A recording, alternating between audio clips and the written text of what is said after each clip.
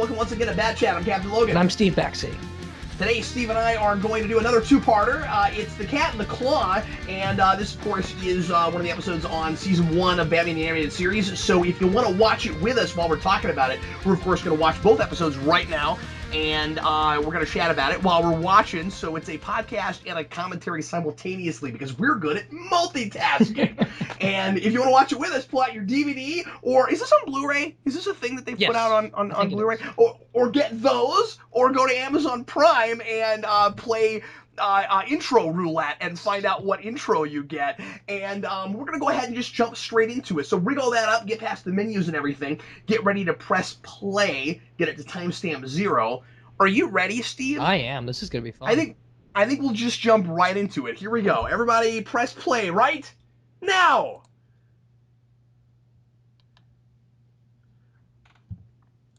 Okay, Steve, intro roulette. All right. Well, to keep with tradition, this is the normal intro for an episode I really don't like. Oh, okay. So that's going to be really interesting. I was wondering if this is an episode you liked or not, because this was one that I remembered seeing over and over again when I was a kid. Yeah. Like, I always get the sense that with this show and with quite a few other shows I watched when I was a kid, Steve, that there were like 7 or 10 episodes that always played and then you never got to see anything else. Yeah. Like, I think the way syndication is supposed to work is that you start at the beginning and you go all the way through, but that never seemed to be either that or I just always watched on the wrong days. But anyway, this is one that came up a lot, and I remembered liking it when I was a kid, I think just because I like Catwoman and I like the design and all that. I watched it today, and it's boring. It's boring, and it's just pretty bad overall. It's got lots of issues that get picked up on in the part 2. This first section isn't that bad, but then when we get to Red Claw, when she shows up, she makes no sense. It's dragged out pretty hard. I don't think this needed 2 episodes. No, it didn't. And it is very much that style over substance thing again, except drawn out for 2 episodes, right? I mean, yeah. I was really surprised by that. It's all atmosphere. It's very much like, imagine if this looks really nice, but her climbing up the wall. Imagine if the Two-Face episode, Steve, had been designed more like those classic Fleischer cartoons like we keep talking about. You know, we keep talking about how the show has kind of 2 different sorts of stories they tell. This is that first kind again. Yeah. Right? Where we're pretty much just racing after a one-dimensional bad guy, and it's mostly about the action, and it's just a quick, easy good versus evil thing, except that the twist this time is, women are involved now. Yeah. And that's kind of the novelty of it, is just, wait a minute, girls can play in this arena too? And so, like, it's very much a product of its time that way, and I want to have historical perspective and not begrudge it that too much, because Batman Returns had precisely the same thing. Yeah, agreed. And I mean, they're basing a lot on Batman Returns. The whole reason Catwoman's here is because of Batman Returns. But additionally, to your point about the big deal about women, this episode is one of the many Catwoman episodes that is produced by Sean Catherine Derrick, who was a producer on Captain Planet, of all things. Oh, no! Which is why this one is so everything. message-heavy, so obvious and everything, Okay. and this producer wanted Batman the Animated Series to be as kid-friendly as humanly possible. Clearly, yeah. And I think he gets away with the exact opposite, in a way, right? Because I had this problem always with Captain Planet, where it was just like, I think even as a kid I realized how heavy-handed that was to a degree. Where I would just zone out until Captain Planet actually showed up, and then he'd get hit with sludge in 10 seconds, and then that's the end of that. But you're right. This is all just kind of preaching the animal rights thing. It's preaching animal rights, and it's preaching. Is it preaching anti-sexism, or is it?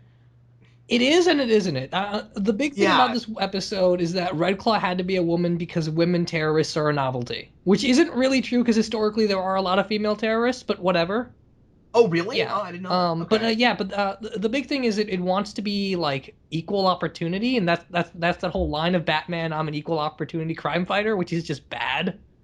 Yeah, it is bad, especially, I mean, it's not quite as bad as Batman Returns, where she's like, I'm a woman, and he's like, I'm sorry, and then he gets kicked over it, yeah.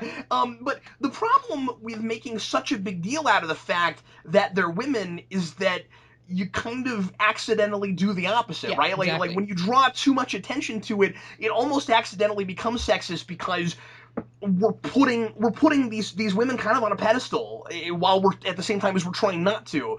And like what you really ought to do is just make her a character. And then of course, men and women are different, so let that be different. And it can be somewhat of a novelty that Batman's never had to fight a woman before, so what would that be like for him? Yeah. But just have all that stuff come from a character place. Don't pat yourself on the back for doing stuff about equal opportunity, right? Yeah, exactly. And I mean, if you want a character that emphasizes that theme without being heavy-handed, just use Catwoman like they're doing right now. Write a good Catwoman story where these two are just fighting and Batman can't get a hold of her because she's Catwoman. Yeah, that works just fine. I even think that the way they handle the pseudo romance is a little too Oh, I stereotypical. hate it. It's really Like bad. Bruce Wayne comes off as way too creepy. I don't want to use the word sexist so much. I think the issue is more just stereotyping. Yeah, it's very Where generic. she falls in love with him because he's Batman, because he's the other, he's the male character she keeps dealing with. That's it. And I think he's interested in her because she's a cute girl that he keeps fighting. You Yeah. know what I mean? Now, having said all of that, I like this version a lot of Oh, Catwoman. really? Okay. I do, and I'll tell you why. A couple things. First of all, she is I mean, there's things I don't like. Okay, the kiss blowing thing again, really stereotypical. I think a lot of people in this day and age would certainly say that's very kind of sexist. But then maybe she's just toying with his expectations of her being a woman, so maybe she can get away with that kind of thing. I don't know, but what I like about her, Steve, is that she's not too seductive. That's fair. At the same time, she never really comes alive either, though. She's just a really generic animal rights advocate that doesn't really have any character beyond all of those platitudes she spews in dialogue. I mean, I think in the entire history of the DC animated universe, there are two good episodes of Catwoman, and that's Batgirl Begins and You Scratch My Back. And that at that point, it's when Paul Dini started writing her like the comic book Catwoman instead of trying to do the Captain Planet-esque one that we got here. I forget. Is there ever anything with her and Harley Quinn and Poison Ivy in the show? Not between the three of them. There is Poison Okay. Ivy Harley Quinn stuff, which is where that whole meme got No, started. I knew that, but I was wondering if Catwoman was ever blended in that because I can't remember. No, I don't It's think just so. been it's just been too long. Okay. Um. Yeah, all those points are totally fair. I just think that they never did anything cool with her, but I think that the way she's conceived is potentially fine. I Yeah. mean, like, I like the voice actress. I like her attitude. Again, she's played off as a strong, independent woman. She's just not written that way, if that makes Yeah, that's any fair. sense at all. You know what I mean? She's not like screwed up in the head like the Batman Returns version. Like she's got to be tortured just because she's a woman. You know what I mean?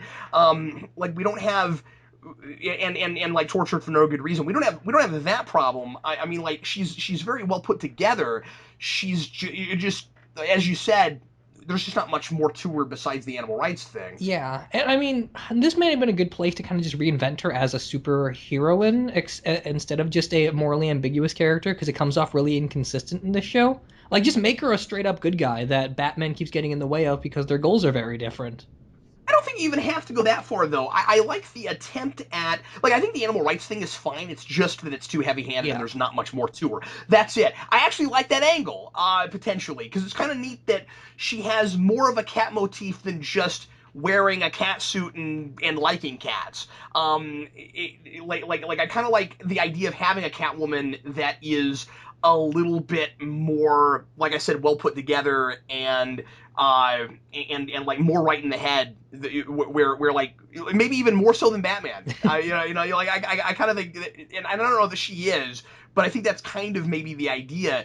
But yeah, but like the idea that there is actually more of a reason that she steals things and stuff, and she's a little bit more I don't want to say altruistic, but she's got a little bit more of like a noble reason, and her heart's in the right place. But then there's also the potential to do interesting character stuff with her because she cares more about animals than she does about people, and that gets her into trouble.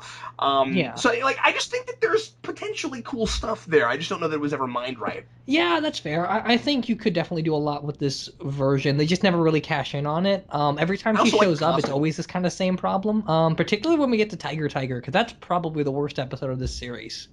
Yeah, it's not great, but I also don't want us to project too much with the rest of the series, and I do want to look at just this episode. Okay, sure. I think it's a weird introduction. Yeah, it is. I don't know why you have to have two female villains at the same time in order to introduce her, except that we're kind of trying to do well. Okay, it could have worked, right? We kind of have that Harvey Dent thing again, where she's not the bad guy. Right. You know, but I don't know that it's not like with Harvey Dent. I don't know that she's a victim either. But it's sort of like, okay, we don't want her to be the straight up antagonist because she's not bad. So she's got to do some illegal stuff because she's Catwoman. But we also want some other threat so that we can kind of do that parallel to the Harvey Dent thing and have more of like the mob and the larger crime stuff like we did there. Right. And then Red Claw is just a woman because we've got Catwoman, so she's got to be a woman. I think that was the biggest misstep, honestly. Yeah, that's true. And again, a lot of this becomes a little bit more clear when we actually get her introduction later on in this episode. It would also have been nice if we spent more time just focusing on Bruce and Catwoman's relationship as opposed to trying to chase down a bigger scheme by Red Claw. Like, if this was just a self-contained episode about those two people first, and then maybe slowly get to the Catwoman stuff like we did with Two-Face, it would have worked better. That's an excellent point because we sufficiently establish Bruce and Harvey Dent as close friends to the point where I feel really bad for the both of them when he turns into Two-Face. In this, she falls in love with Batman and not Bruce Wayne, and I don't know why. Because he's Batman. That's about it. But they have potential chemistry. They do. At least in a especially with the voice actors. I think they all do a really good job, and it's fun, and the flirtation stuff is fine. It's just when you put it into context and you see kind of the weird things they're doing at spur of the moment situations, it feels kind of creepy and wrong. Like, Bruce just feels really strange when he's so persistent after her. I didn't really pick up on that. Oh, okay, that's interesting. Because I mean, like, he never gives up. He does not back down on her at all, and it's really strange. Well, see, what I wasn't sure about, and it's going to be interesting watching this a second time, because I might have missed something when I watched this earlier today. And yeah, I saw it a lot when I was a kid, but it's been a while. Remind me, Steve, how does he figure out that she's Catwoman? I don't think he does in this episode. He does. Does he?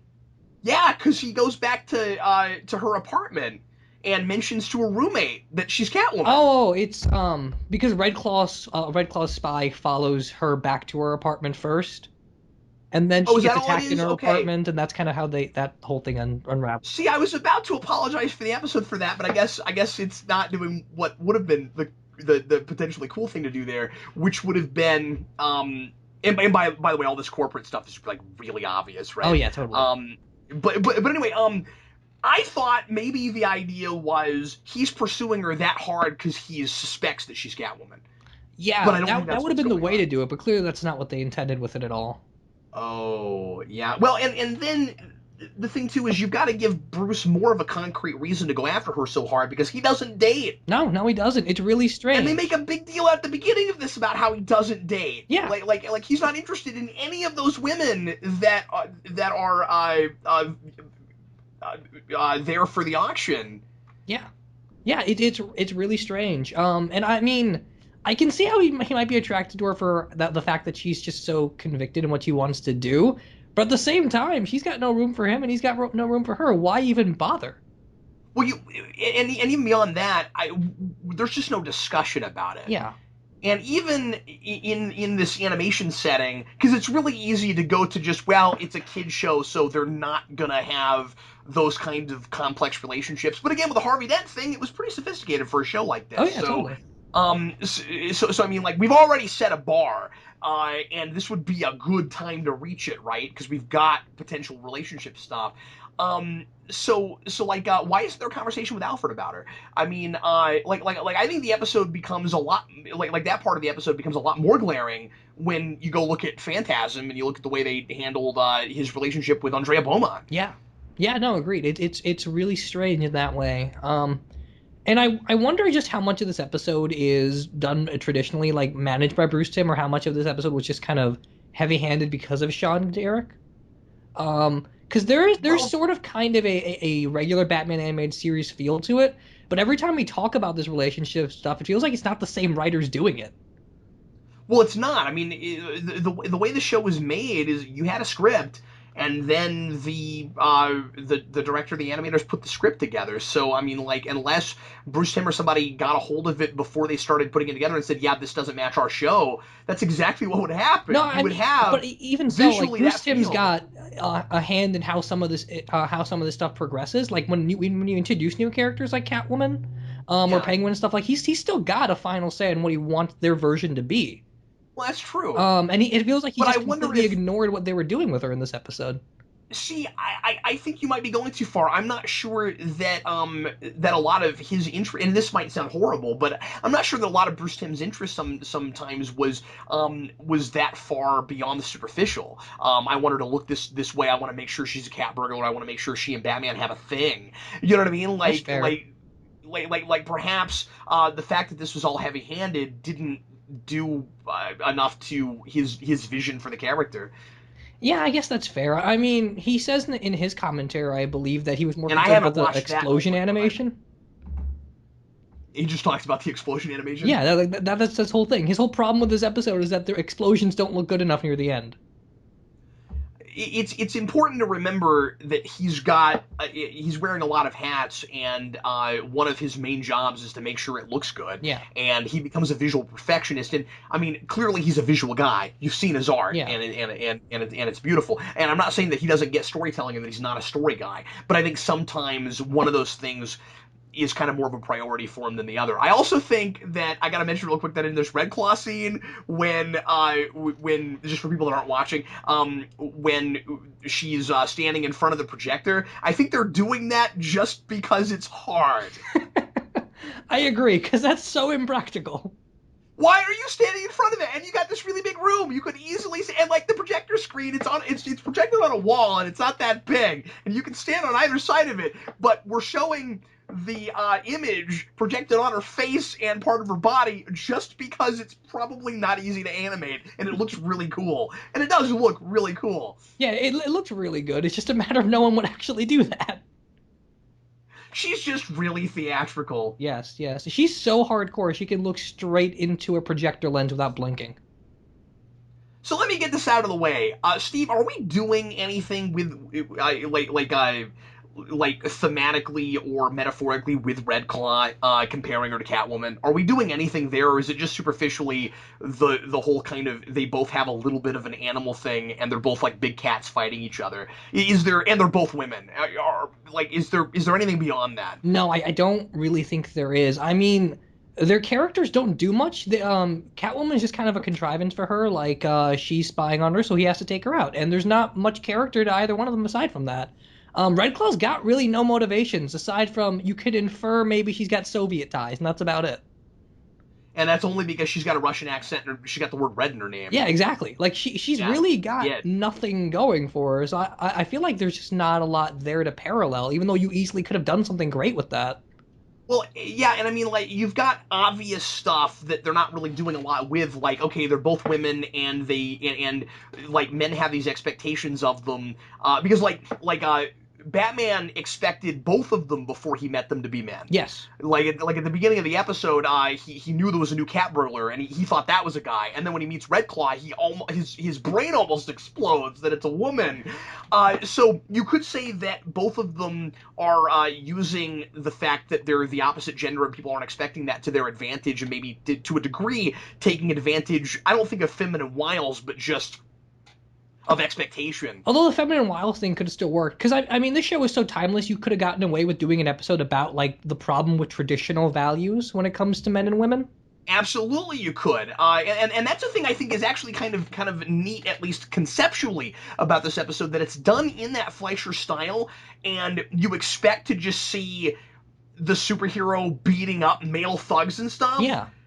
but then we're adding in the female component to make it contemporary. So in that way, it's kind of a good idea to go for that Fleischer more adventure style. Yeah, yeah, agreed. That totally would have worked a little bit better than what we got here. Um, Well, and again, that's there in concept, and that's actually a thing I'm praising it for. But we're not we're certainly not story wise doing anything with it. yeah, Frankly, I think that would be enough for me if it was 22 minutes long, yeah, that's fair. But or it as would it be stands, more it's just enough too for far me. stretched out. And I mean, there's just lots of needless action scenes in this first part. Yeah, precisely. Uh, And they look good. yeah, they all I look mean, fine. it's as good as it always is.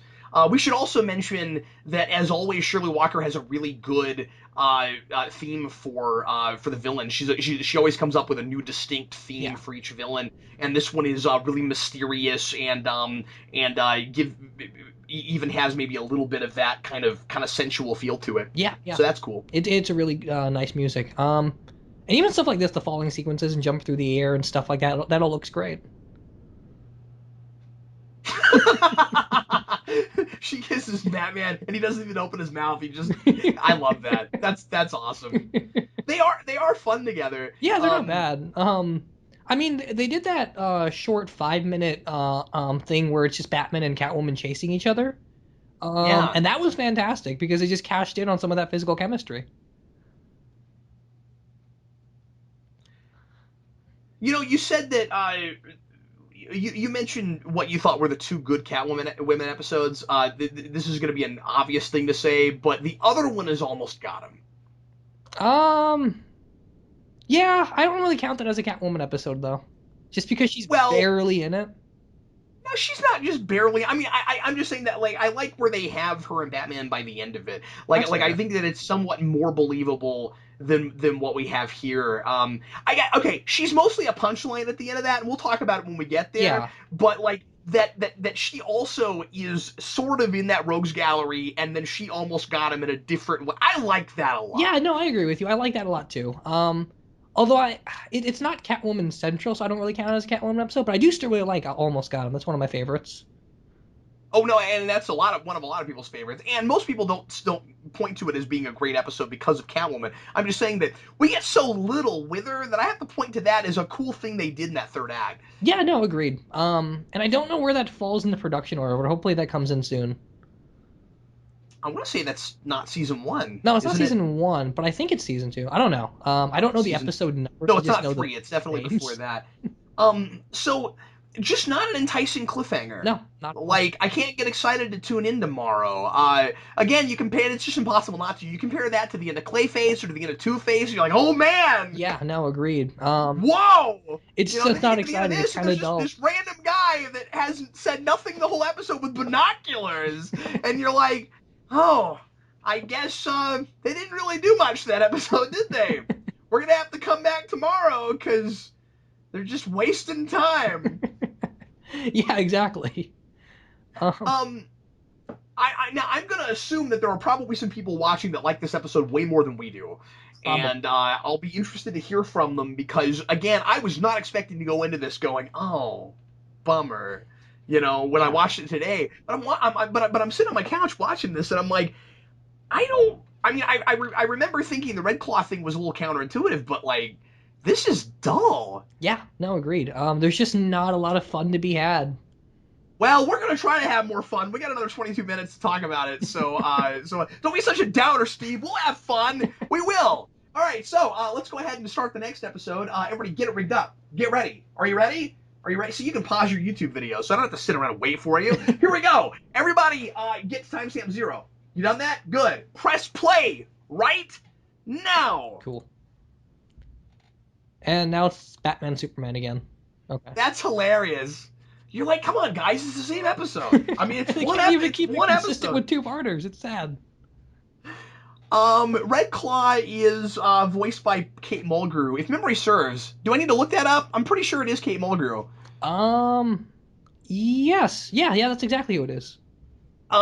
She it's funny she's doing this really theatrical, cartoony Russian accent because, of course, now she's in Orange is the New Black doing like a really believable Russian accent, and in this it's really, I mean, like I don't want to say it's 90s X-Men bad, but it's kind of up there. but it's not terrible. I remember thinking it was a lot worse the last time I watched this than when I was watching it today. But maybe I'm just used to it now. I mean, if we're talking about like little serial adventure stuff, I guess it fits in that vein of it's just kind of goofy up in that way. Well, maybe she was directed to do it that way. Yeah, it's possible. Although I wonder why, because her character's played so straight.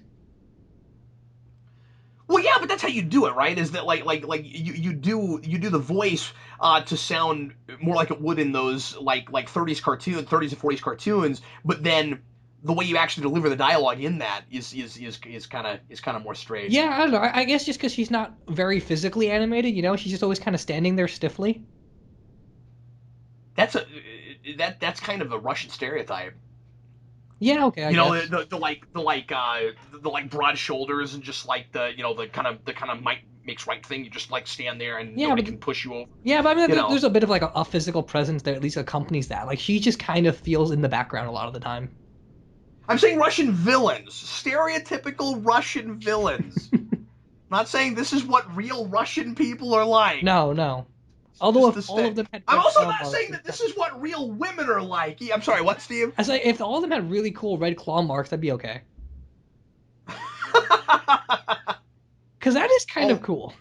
All Russians or women, Steve? Are we learning something about you Maybe here? both. I have no idea. Oh, okay, all right. Steve's ideal lady is one with a lot of red claw marks on her arm. Apparently, I don't know, yeah. Steve, you're disturbing, pal.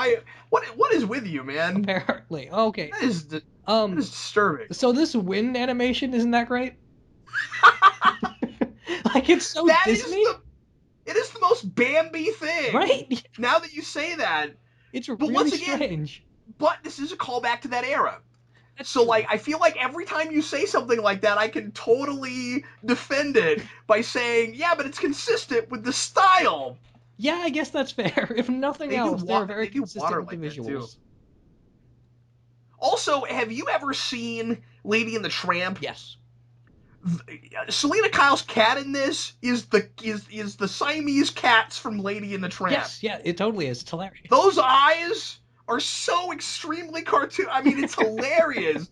You know, like you're watching it in this show, and we're kind of taking things seriously, and then you have this really cartoony cat.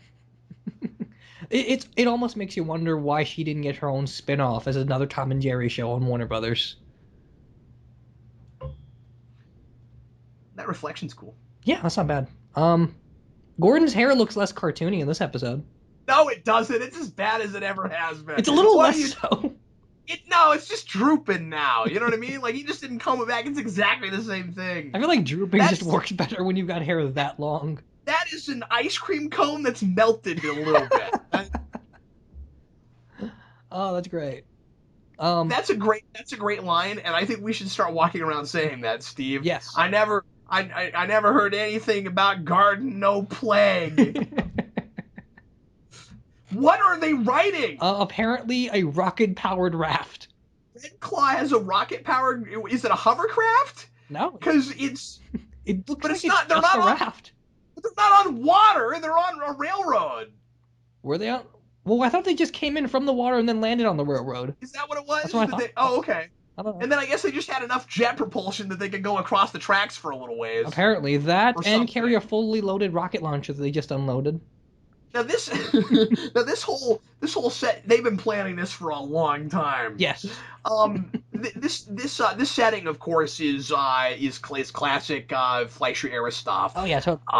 With these cartoon serials, you've gotta have the fight on the train, and we've done a lot of train stuff in the show. I don't think it's a symbol for anything this time, Steve. No, I doubt it. This is Never Too Late. I do love when Batman uses his glider. It just looks so cool. Yep. And this show, you know, we talk about the show as something that's like really thoughtful, and it makes you think, and it's good characterization, storytelling.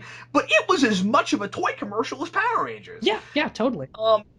like that, because that glider with the figure was a toy, and it was a solid toy. Yeah. It was really cool. Yeah, I had that exact toy. I played with it all the time. It looked really awesome. The Bat Cycle had a Batman with that helmet that goes over his cowl. I mean, they had some great stuff. They did. It's a shame that the new line of animated series toys aren't as durable as they look, because I mean, getting everything based so completely off this style would be great. Just take it out of the package and set it up on a shelf, or keep it in the package, even better. Yeah. But you can't do that with the Batmobile. The Batmobile you have to ride around a little bit. So, since this is the first time Batman seems to have ever fought women ever... Which is not true, because he fought Poison Ivy earlier. I know, but at least... That's true, but considering that that he's so surprised that these people that he's heard of turn out to be women, it's almost too coincidental that they're both in the same episode, really. Yeah, it kind of is. Oh, by the way, I really do hate that line. This time it's a woman. Yeah. Yeah, that's a really crappy line. Oh, jeez. I can think of several people I know that just couldn't even handle this episode. Oh, yeah, totally. Yeah. And I mean, you could do so much good stuff. Wait, does he just take a phone out of his drawer in front of his other phone?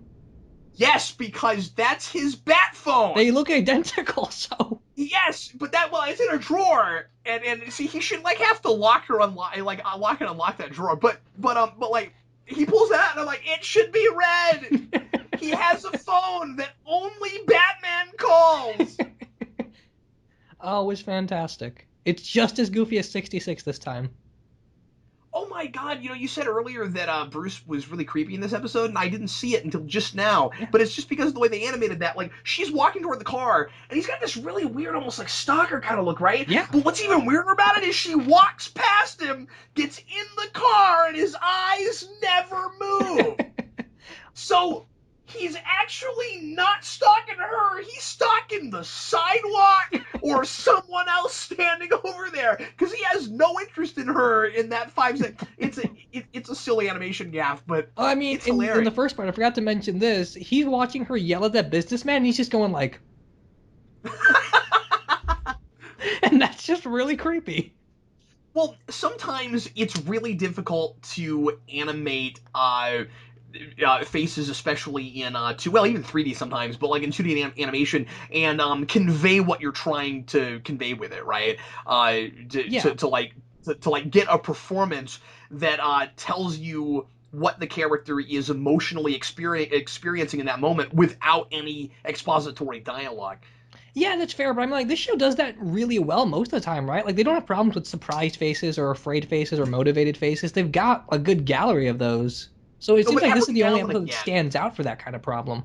Nah, it's not the only one. I think we've mentioned a couple in other places, and I can't think of specific examples, but just times where you'll have just a little moment where you're like, what is his face doing right now?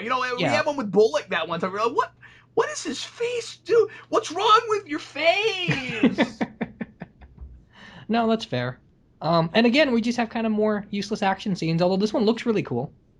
We're running the gambit, right? Yeah. We've had a fight on a train where we had to derail the train cars, and we've had derail where we had to unclass the train cars. We're now watching a car chase. This is an action serial. Yeah. That's what we're watching right now. And the old school car designs really help that. That's true. Are we partly doing that just because we're not real sure what we want to do with Catwoman beyond just make a big animal rights statement? Yeah, I think is so. that the problem? I mean, again, it's almost like a Captain Planet thing again. At this point, it feels like what her political philosophy is just drives the entire character, and then we don't get much beyond that. Well, at least Mati's not in this episode. Yeah, really. Alright, go Planet! Again, they've got really nice art design, though. The way they drew that hallway just a second ago, they looked really nice. They do little things like that really well. Oh, yeah, and I mean, we talked about this before, but always the architecture in the show, it's really detailed. Oh, yeah, it looks great. There were certain times where, Gotham City's landscape reminds me of Fritz Lang's Metropolis. Metropolis, yeah, absolutely. Well, they actually designed Metropolis in the Superman show completely based on that. Yeah, yeah. And it looks great in that. And she's got random cat statues too, because you can never get too much into the cat motif. But yeah, the Metropolis thing, I'm glad you mentioned that. That's something that we probably should have brought up in the series already, because it being this kind of gothic show, or gothic looking show anyway, it's really appropriate to go there, because that kind of German expressionist Yeah. kind of style fits really well with this material. And also, that movie is not too far before the period that they're calling back to a lot. Yeah, it's true. In both the style of the architecture and cars and stuff, but also just the animation style. Fritz Lang was 29. And they're going back to Fleischer a lot in these, all over the place. We talk about that all the time. And that was 39, 40? 39. I think it was 40. I'm not sure. But yeah, No, that's totally there. And I mean, no, I mean, I think it's 39 and 40. But I might be mistaken. But anyway, it's been a while since I've looked into that. Yeah, but I mean, the show's definitely got a bit of a German touch to that. Like, Batman's philosophy is inherently grounded in something that's German. The whole, sometimes like the darker city streets and stuff look a lot like Nosferatu. Yeah. Like, they've definitely got some kind of German expressionist pattern going.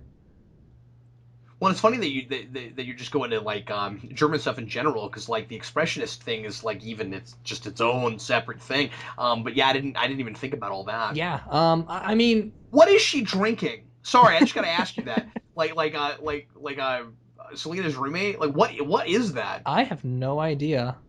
It must be orange juice or something. It's like a cocktail of lemonade and orange juice. They have a tough time with liquids in this show. They do, but I guess they've got that in most shows, though. Because I can't think of a single show where they've drawn glasses of things looking nice. Well, then like when you splash people and yeah, and they're swimming and that kind of thing. It always especially cracks me up when you have somebody that gets out of water and it looks like there's paint coming off them. Oh yeah. It makes you wonder how Japanese and just anime animation in general is so far ahead of this kind of stuff. Especially because they have much lower budgets than we do. So this is just a taste thing, I think. I think like everybody has to make these kinds of determinations on their own. There are times when they'll have Batman say or do a thing that I think is way too silly for this show. Yeah. And there's other times where I can see a person thinking it's silly and I like it. Like when the guy turns around and Batman grabs his arm and then he does this. I like that. Yeah, that's not bad. I think that's fun. Yeah, I mean, this Batman's definitely got a bit of like a smart aleckness to him. So from just time to time, the jokes either hit or miss. But for most of the time, I think they hit. The one time, as far as we've talked so far, they didn't really work is I've got Batman in my basement, where just everything was goofy. Yeah. But well, like even in Two-Face and stuff, the points of levity where Batman just makes a quip, they're nice. Yeah, and I think that's the deal is moments of levity as opposed to stacking it all up too high. Yeah. Like if you do too many of them in the same episode, he's not Batman anymore. But like anytime he does a gesture like that, as long as he doesn't do it too often and he's not speaking, that's really Batman to me. Yeah, agreed.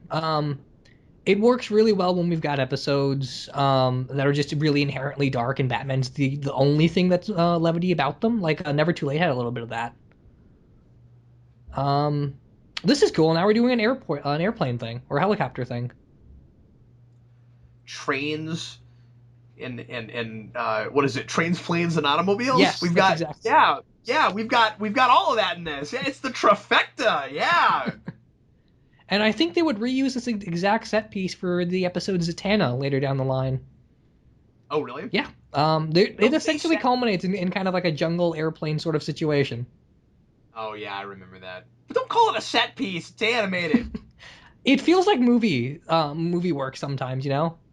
Yeah, definitely. But it always cracks me up in a cartoon where, like, it feels like we're being really restrictive because we can only go to so many places, and then you remember, oh yeah, we're drawing things, so it's just lazy.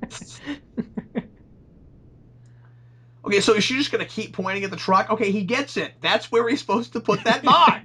It's like, she's still pointing! The running does not look good in the scene at all. What are they doing? We got to do the battle. It's almost filmation Yeah, bad. yeah, it It's is. almost Star Trek animation filmation bad. Remember this? Wow! I didn't even notice that until you said that. Does Red Claw come back? No, I don't think so. She just wasn't memorable enough. No, no, she wasn't. I think she is one of those random one-shot villains. I don't think she's ever shown up again. Oh, no, Wow. no, no, I'm wrong. She shows up in The Lion and the Unicorn, if you remember that episode. I don't. Oh, okay. Well, that one's got Robin in it as well, and I forget the main story of that one. But there is kind of like a Batwing '89 thing at the end where the Batwing's like in front of the moon by the end of the episode. Oh, okay. But yeah, Red Claw's in that. Okay. I thought she popped in one more time, but I just couldn't remember. Well, I guess in total now she's got 3 episodes since this is a two-parter. But yeah, she's just not that memorable. There's just nothing to her. I mean, she's just your standard, Russian villain with a big, you know, crazy bad guy plot. Yeah, yeah, essentially. Although just a couple seconds ago she dropped that acid on that plague, and I wonder how did it stay in the container in the first place if it's capable of eating through that kind of metal? What I can't get my head around is it's a plague. You open that thing up and anybody breathes any amount of it, and that ought to be the end of it. Yes. Like I don't buy that, and we see this in a lot of TV stuff, not just cartoons, but where you've got like clearly, like you can see it in the air, it's some kind of colored smoke or whatever.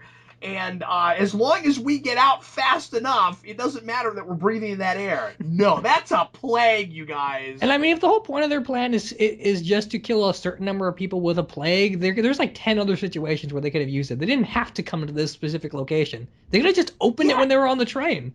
And I also think Red Claw's like a B plan is better than her A plan. Yeah, yeah. Because she says, "Oh well, I'll just use this plague on Batman and Catwoman so they can't fight me anymore, and then I'll pretend like I've still got the plague and I'll hold the city to ransom." That makes a lot more sense. Why don't you just steal it and then do that in the first place? Yeah, no, it's a much That's better a way better plan. Because clearly she doesn't really care about killing people. She just wants a lot of money, right? Like, it doesn't seem like... Which kind of undercuts the whole potential Soviet link to it, because then she's just kind of stereotypically red Soviet. Yeah, and also the whole Soviet thing seems to be kind of pointless. Yeah, exactly. Because she could be just any kind of bad guy really at that point. Yeah, like why does there's it matter no political motivation to that whatsoever. They why didn't does it need matter that she's Russian? Yeah, it doesn't tell us anything. Yeah. Although this is fun. Batman driving a flammable truck throwing grenades. Never thought I'd see that. Oh yeah, you're right. Oh man. Boy, Steve, I love it when a plan comes together. Yeah, exactly. This is totally the A-Team. I am pretty sure that's not how that works, but I'll go.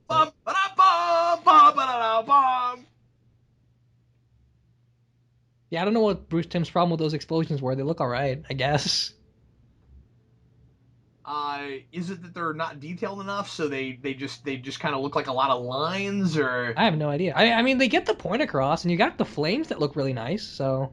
You know what they look almost identical to? What's that? The fire that comes out when the early 90s Sonic the Hedgehog would run. Oh, yeah, that's exactly what it is. Cartoon. It looks exactly like that. Oh, it's a good call. And the GCPD's just got a fleet of helicopters, because they've got that budget. You know, I'm going to say something really stupid. Sure. This is 2 episodes, but it ought to actually be 2 episodes.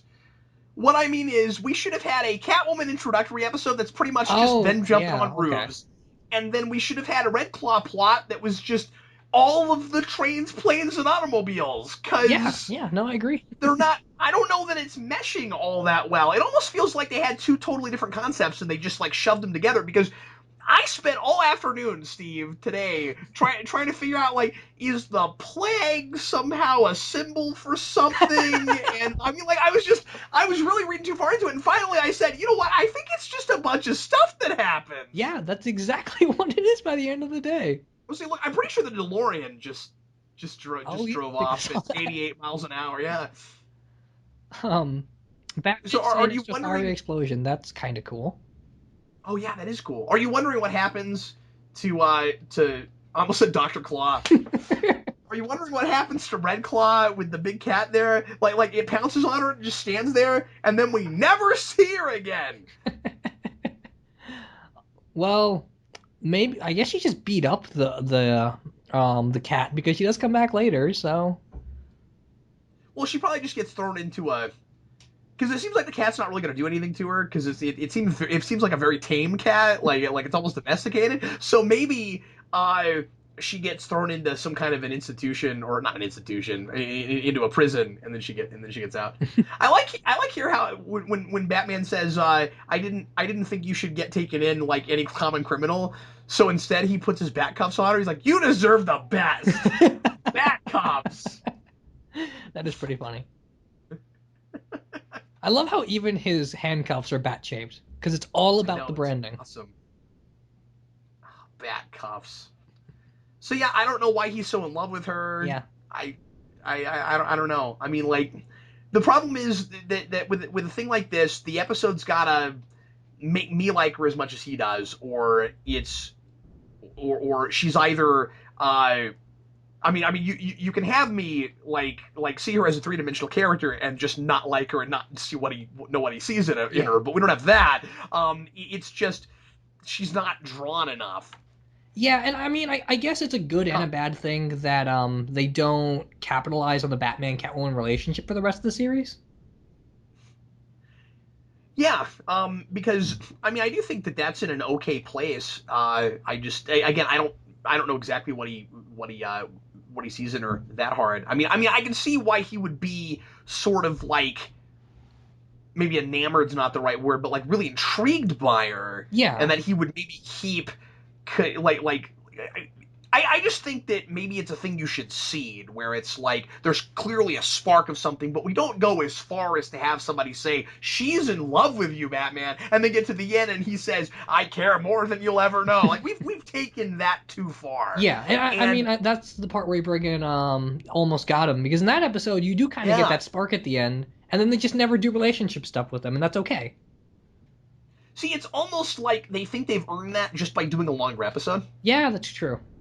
And that's what I think's going on there. I don't know. That's really rough. But this seems like very much that really typical '90s thing of women are equals now, guys.